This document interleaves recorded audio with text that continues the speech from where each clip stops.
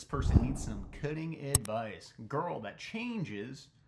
Oh, I'm a girl that changes the advice. First time wanting to lose a little bit of weight as of right now. I don't count calories as I have a history of eating disorders. Relatable. I don't count calories anymore either because I also had an eating disorder.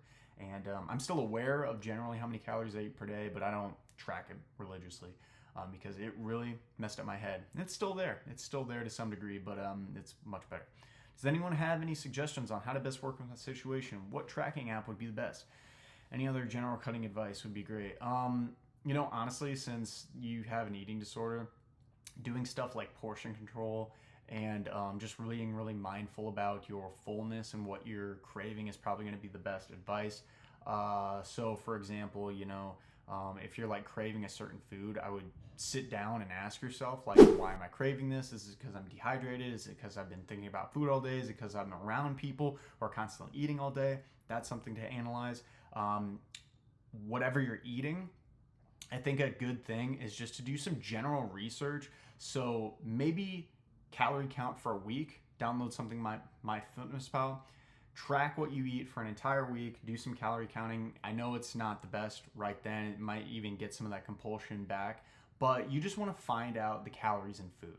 And you will quickly realize what foods have a lot of calories and what foods are a little bit lower in calories and have the different macronutrients you want.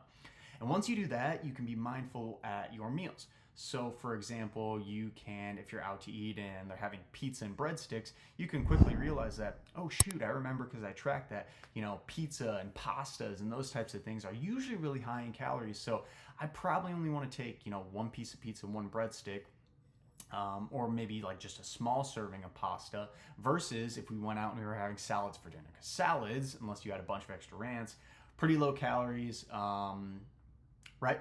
So that's going to be the thing. And then just portion controlling off of where you eat. When I go out to eat, I realize that most of the stuff is very fat. There's a lot of fat added to it, like butters, oils, etc. So I will usually try to get something that's a little bit leaner, like chicken fajitas is something I get at taco places because it's literally chicken and vegetables with a little bit of oil on it, obviously. And then it comes with tortillas.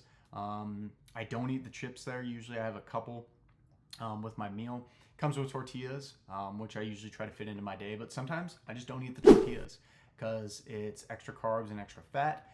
And those things aren't bad, but a lot of times those are what get really out of hand at restaurants. So, yeah, I hope that gives some good advice to this or whoever is doing it. Portion controlling is going to save you. And also just like eat and feel your body.